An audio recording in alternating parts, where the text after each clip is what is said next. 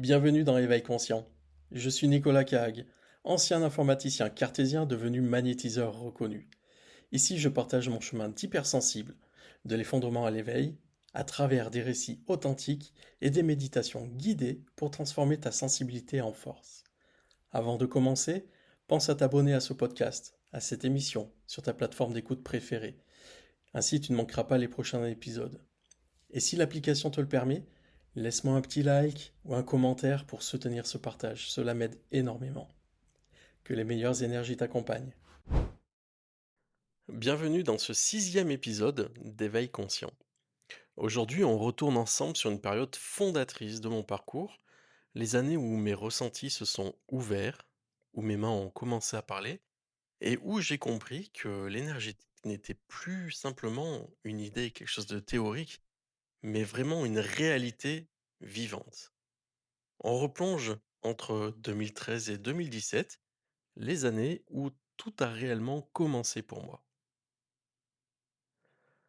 Tout commence en 2013. À cette époque, je suis encore informaticien curieux, rationnel, un peu sceptique, et pourtant attiré par quelque chose que je ne comprends pas. Les soirs, mes mains se mettent à chauffer, des picotements, une pression, des choses un peu étranges, la peur d'une maladie, vous l'avez entendu certainement dans le précédent épisode. Mais plus les jours passent, plus ça devient évident et quelque chose cherche à s'exprimer. Donc je m'initie au Reiki, premier, deuxième, troisième degré, jusqu'en 2015 et à chaque niveau, mes perceptions s'intensifient. Mais aussi entre 2015 et 2017, je me forme, à la kinésiologie. Tout d'abord le Touch for Health, en présentiel sur une semaine. J'avais juste envie de faire ça. Les méridiens, la médecine traditionnelle chinoise, c'est vraiment quelque chose qui pouvait m'apporter une explication. Pas forcément de façon scientifique, mais de façon empirique et de toute façon, vu que cette médecine-là est utilisée depuis des millénaires en Asie, c'est que ça marche. Mais aussi, j'ai fait, en plus de cette, semaine, cette simple semaine que je voulais faire, simplement le Touch for Health. Voilà, j'arrive pas à m'exprimer, mais c'est quelque chose d'inexplicable. Il a fallu que je fasse tout. Il a fallu que je fasse la formation complète. La formation complète ainsi que aussi les réflexes archaïques, voir les traumatismes un peu plus profondément, le transgénérationnel, et c'est avec tout ça que j'ai eu un déclic profond. Toutes les pièces du puzzle que j'avais accumulées jusque-là commençaient à s'assembler, à dessiner une réalité un petit peu déroutante pour moi, mais à laquelle je m'attendais quand même. Je commence à comprendre l'humain autrement, vraiment dans sa globalité, dans ses couches visibles et invisibles. Et justement, à cette période-là, j'ai fait un soin sur, Laure. Laure, c'était, une cousine par alliance. Elle m'a demandé un soin, quelque chose qu'elle avait envie d'essayer depuis un moment et moi, il fallait que je pratique sur quelqu'un et je savais pas trop qui. Bon, je finir par dire, «oui», mais intérieurement, la panique totale. La veille du soin, je dors pas. Mon mental, tourne à fond. Je vais passer pour un pingouin, si jamais elle ressent rien, elle va vraiment penser que je suis un tocard. Enfin, j'avais des mots vraiment durs à mon encontre et c'est précisément ce soir-là qu'un truc juste, énorme s'est produit.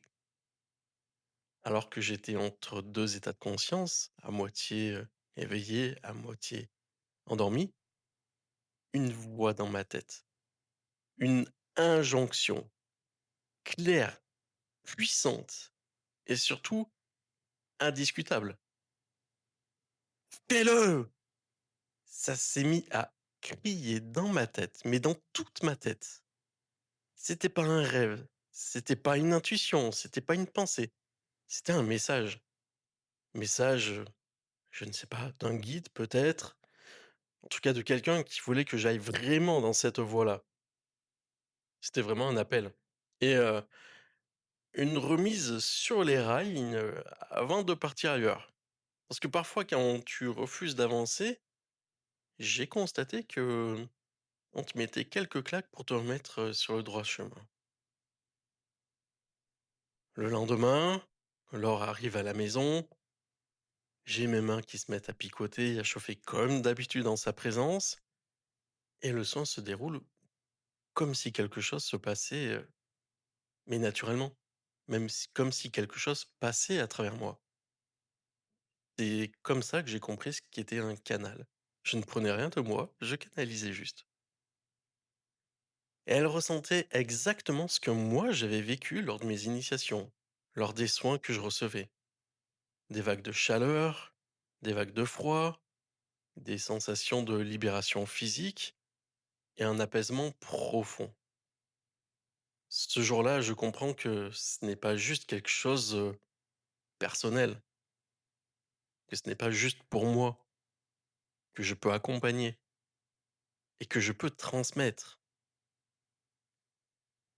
Et plus je prends conscience de ces choses-là, plus il m'arrive des choses mystérieuses.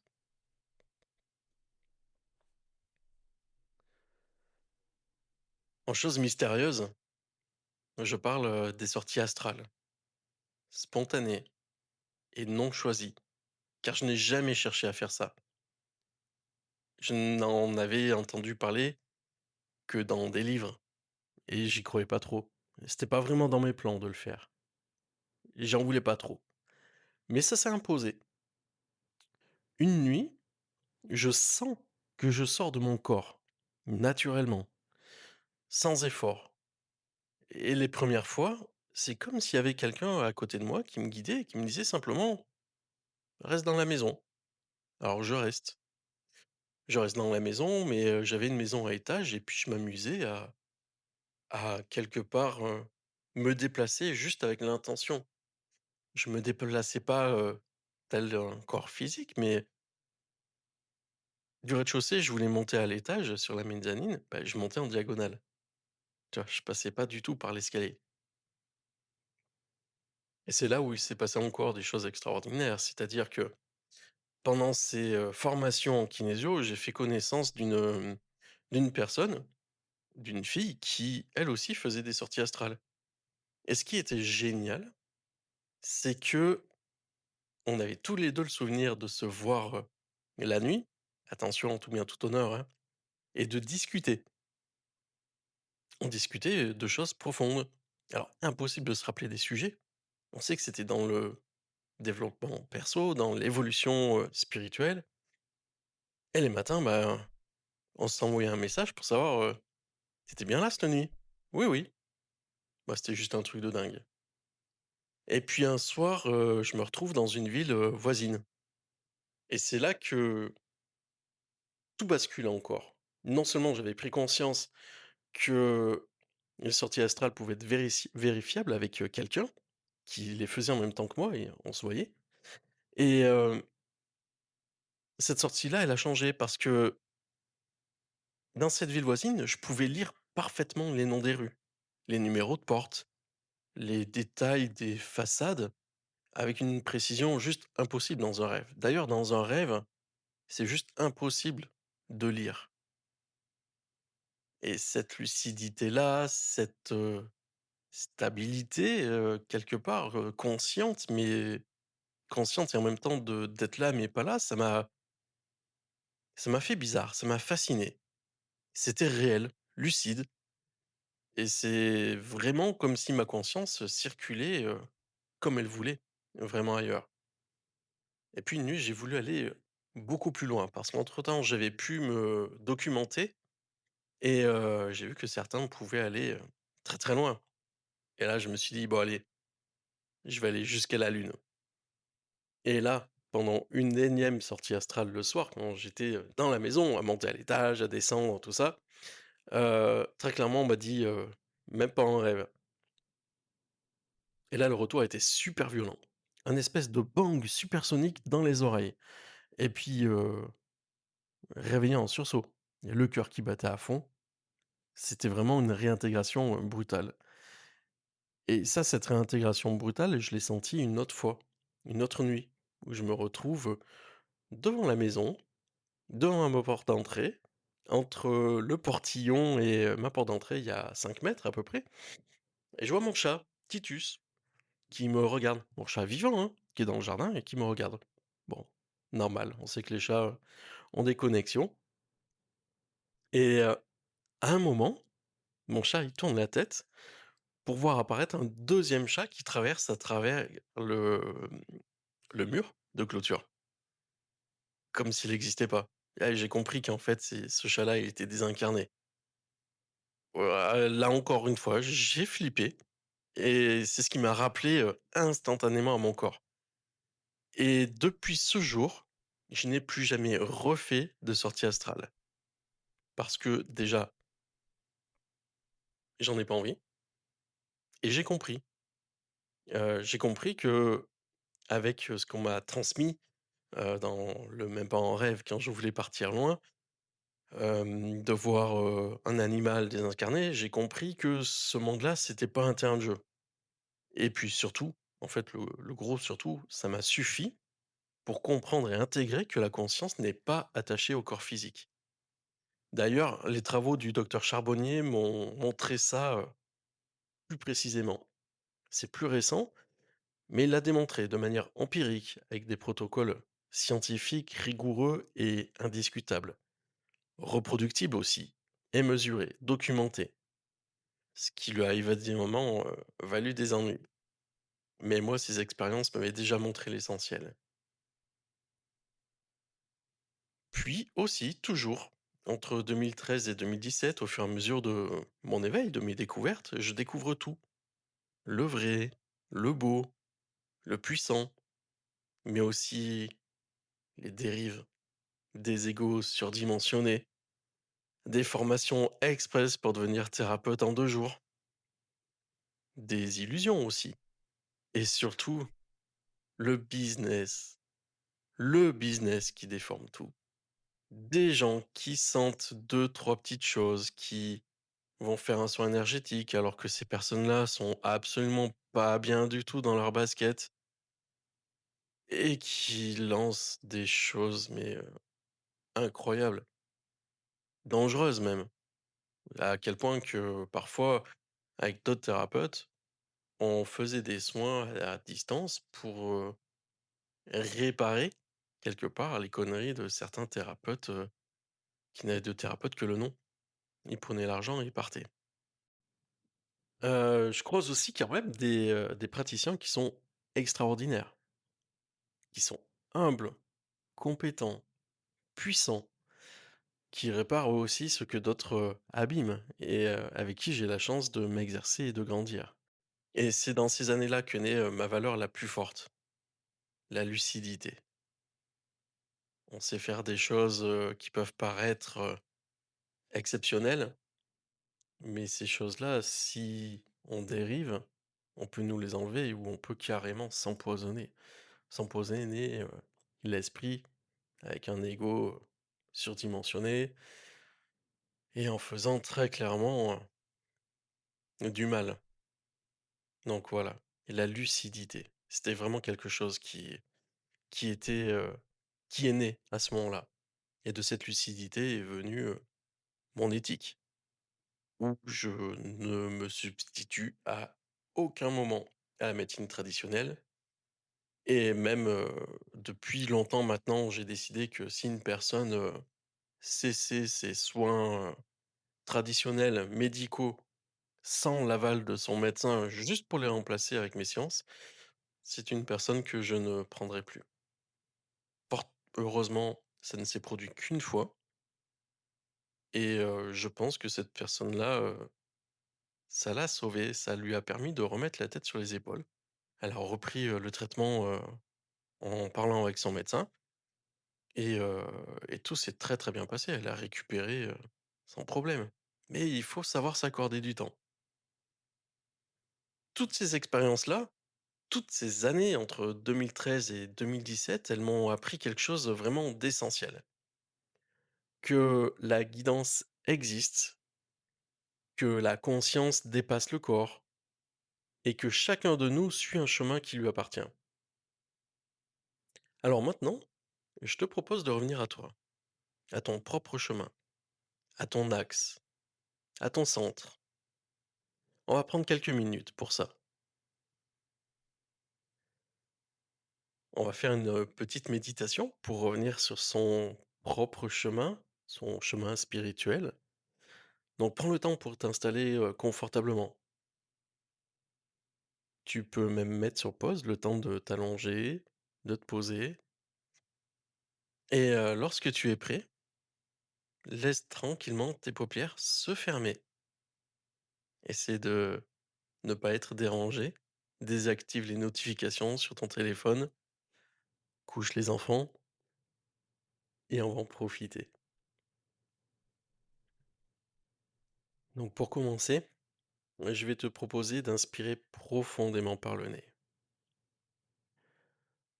et on va expirer tranquillement, tout doucement par la bouche. Encore une fois, on peut même visualiser de la lumière, de l'énergie pure qui remplit les poumons, qui se diffuse partout de la tête aux pieds et par la bouche, un air un peu plus sombre qui emporte avec elle toutes les énergies lourdes que tu as accumulées dans le corps.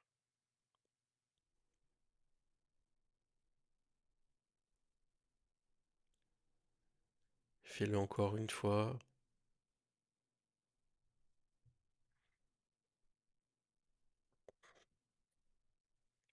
Laisse ton corps et ton rythme s'apaiser. Ressens toutes les parties de ton corps qui sont en contact avec la chaise ou le lit, le canapé.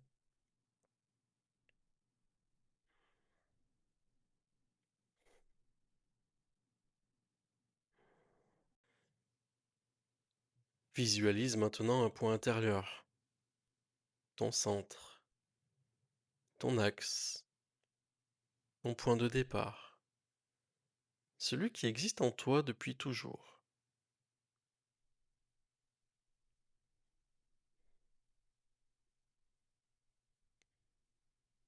Visualise un sentier devant toi, un chemin simple, presque familier. Il représente ton parcours, un chemin parfait, un chemin vivant.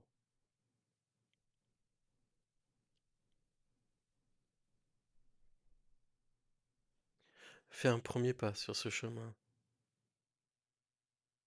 et à chaque pas, visualise que tu laisses derrière toi ce qui ne te sert plus. Les doutes, les obligations, les attentes, les regards des autres.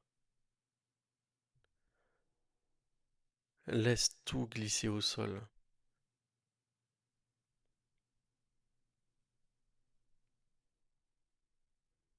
Visualise le chemin s'éclaircir au fur et à mesure que tu avances. Ressens comme ça devient plus léger en toi, plus clair.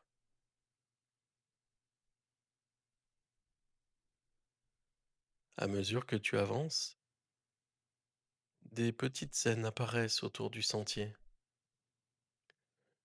Des moments où tu t'es senti aligné, guidé ou simplement en paix. Laisse ces souvenirs revenir, sans effort, sans analyser, sans chercher quoi que ce soit.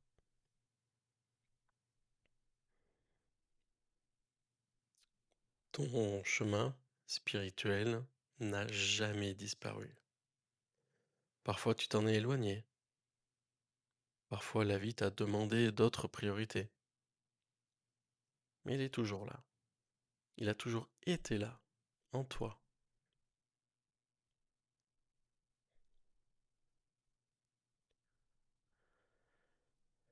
Inspire profondément et à l'expiration ressens cette vérité simple.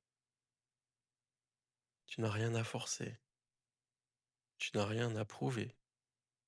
Tu reviens juste à toi.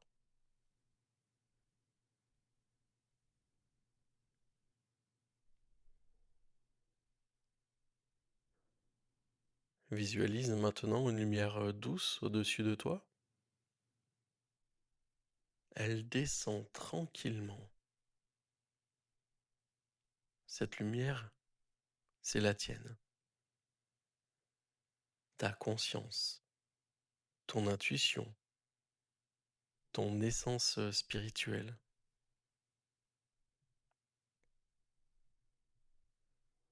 Visualise-la se poser dans ta poitrine. Elle s'installe, elle s'ancre. Tu peux sentir une chaleur, une ouverture, un réveil intérieur. Laisse cette lumière prendre toute sa place.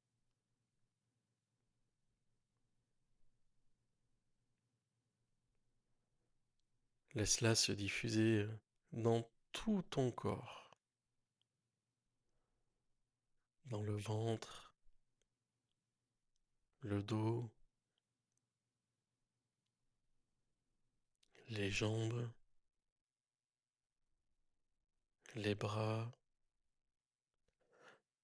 le buste tout entier avec le visage, la tête, une expansion douce, naturelle.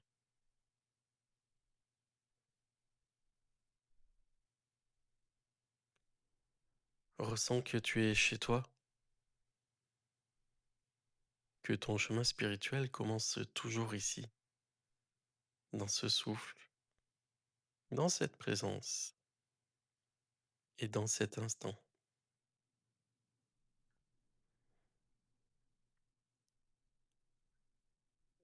Prends maintenant quelques secondes pour ressentir cet ancrage, cette paix, cette clarté et cette justesse.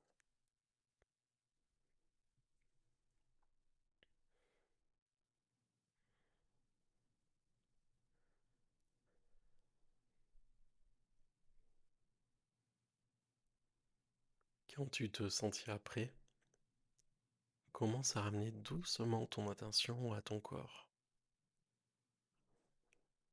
Bouge tranquillement les doigts, les orteils, la tête,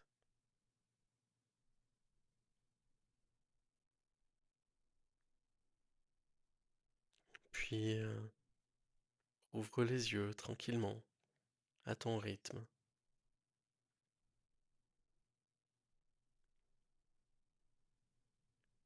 Tu es revenu sur ton chemin, ton vrai chemin, celui qui t'appelle depuis toujours.